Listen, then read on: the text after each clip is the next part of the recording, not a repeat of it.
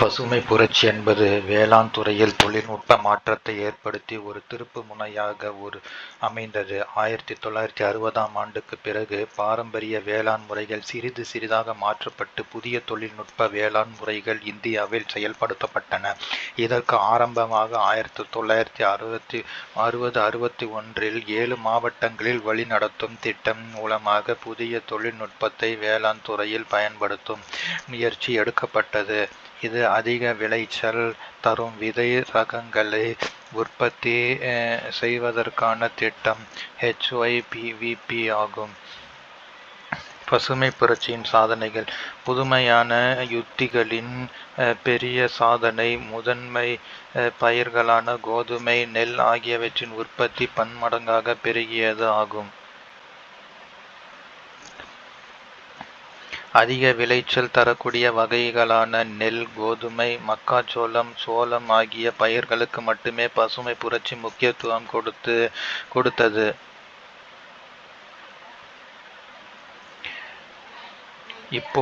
இப்புது யுக்தி வணிக பயிர்கள் அல்லது பனிப்பயிர்களான கரும்பு, பருத்தி, சணல், எண்ணெய் வித்துக்கள், உருளைக்கிழங்கு ஆகியவற்றின் உற்பத்தியை அதிகரிக்க உதவியது. சிறந்த விதைகள் மூலமாக அனைத்து பயிர்களின் உற்பத்தி திறனும் பெருகியது. வேளாண்மைக்கு தேவையான கருவிகளான டிராக்டர்கள், இயந்திரங்கள், கதிரடிப்பான்கள், நீர் ஏற்றும் இயந்திரங்கள் ஆகியவற்றை உற்பத்தி செய்யும் தொழில்கள் வளர்வதற்கு பசுமை புரட்சி நேரடி காரணமாக விளங்கியது. கிராமப்புற மக்களுக்கு பசுமை புரட்சி செழிப்பை வழங்கியது. அதிகமான உற்பத்தி கிராமப்புற மக்களுக்கு அதிக வேலைவாய்ப்பை வழங்கியது. இதன் காரணமாக அவர்களது வாழ்க்கை தரம் உயர்வடைந்தது. பல்வகை பயிர் வளர்ப்பு முறை அதிக அளவில் வேதி உரங்களை பயன்படுத்துவதால் உழைப்பிற்கான தேவை அதிகரித்தது. வங்கிகள், கூட்டுறவு வங்கிகள் மூலமாக நிதி ஆதாரங்கள் வழங்கப்பட்டன. இந்த வங்கிகள் விவசாயிகளுக்கு எளிமையான முறைகளில் கடன்களை வழங்கின. புதிய வேளாண் தொழில்நுட்பம், விதை உரங்கள், தண்ணீர் தொழில்நுட்பம் அல்லது பசுமை புரட்சி என புதிய வேளாண் யுக்தி பல்வேறு பெயர்களில் அழைக்கப்படுகிறது.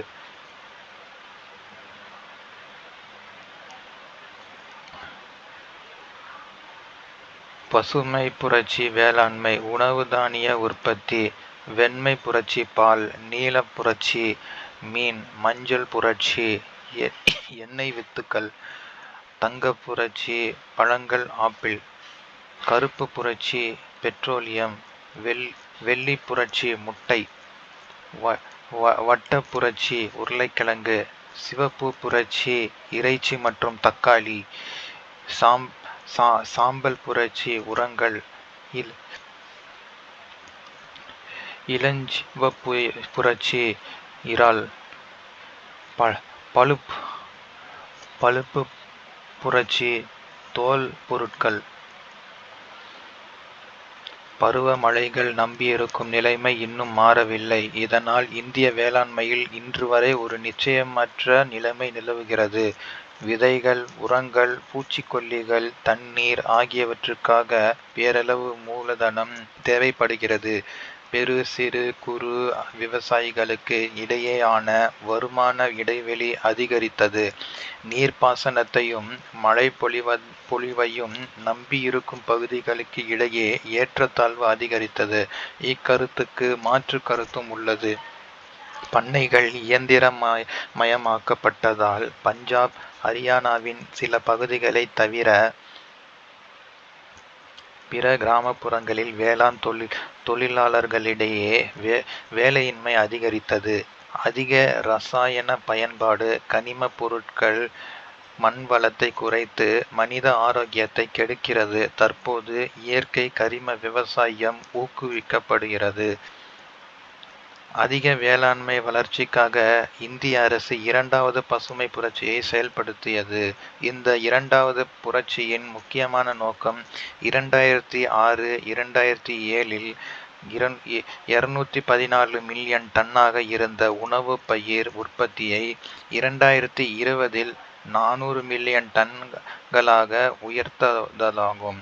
வேளாண்மையின் வளர்ச்சி விகிதத்தை அடுத்த 15 ஆண்டுகளில் 50%இலிருந்து 6% ஆக உயர்த்த திட்டமிடப்பட்டுள்ளது.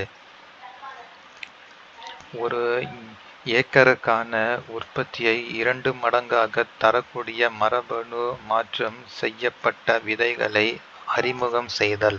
மரபணு மாற்றம் செய்யப்பட்ட விதைகளை சந்தைப்படுத்த தனியார் துறையின் பங்களிப்பை உறுதி செய்தல். பாசன வசதிகளை துரிதப்படுத்துவதிலும் நீர் ஆதாரங்களை நிர்வகிப்பதிலும் அரசு முக்கிய பங்கு வகிக்க வேண்டும். நதி நீர் இணைப்பின் மூலம் உபரி நீரை பற்றாக்குறையுள்ள பகுதிகளுக்கு பரிமாற்றம் செய்ய வேண்டும்.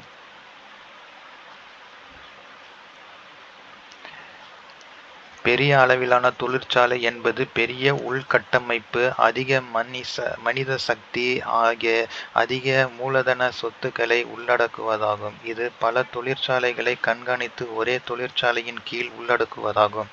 இரும்பு எஃகு தொழிற்சாலை, நெசவு தொழிற்சாலை, ஆட்டோமொபைல் தொழிற்சாலை போன்ற கனரக தொழிற்சாலைகள் அனைத்தும் பெரிய அளவிலான தொழிற்சாலைகள் ஆகும். கடந்த சில ஆண்டுகளாக தகவல் தொழில்துறையின் அபரிமித வளர்ச்சியும் அதன் அதிக வருமான உருவாக்கமும் என்பதான காரணங்களினால் தகவல் தொழில்நுட்ப தொழில்களும் பெரிய அளவிலான தொழில்களின் வகையில் சேர்க்கப்பட்டுள்ளது. இந்திய பொருளாதார வளர்ச்சி, வெளிநாட்டு பண உருவாக்கம், மிக பலருக்கு வேலைவாய்ப்பு வழங்குதல் ஆகியவற்றிற்கு பெரும் தொழிற்சாலையை பெரிதும் நம்பியுள்ளது. பெரும் நிறுவனங்களோ அதிக லாபம் சம்பாதிப்பதையே நோக்கமாக கொண்டிருக்கும் என பொருளியல் கோட்பாடுகள் கூறியுள்ளன. பின்வருபவை பெரிய அளவிலான தொழிற்சாலையானவை ஆகும்.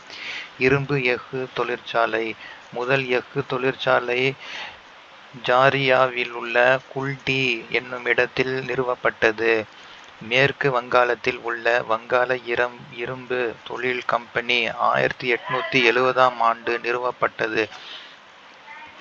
1907இல் பெரிய அளவிலான இரும்பு எஃகு தொழிற்சாலை டிஸ்கோ ஜம்ஷெட்பூரிலும், அதனைத் தொடர்ந்து டிஸ்கோ தொழிற்சாலை 1919 இல்பான்பூரிலும் தொடங்கப்பட்டன.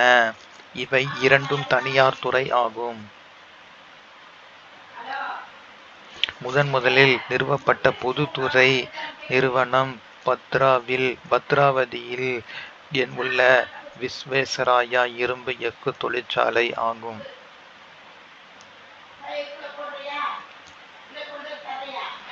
பொதுத்துறையில் எஃகு நிறுவனம் ரூர்கேலா ஒரிசா ஜெர்மனி அரசு, பிலாய் மத்திய பிரதேசம் ரஷ்ய அரசு, துர்காப்பூர் மேற்கு வங்காளம் இங்கிலாந்து அரசு, பொக்காரோ ஜார்க்கண்ட் ரஷ்ய அரசு,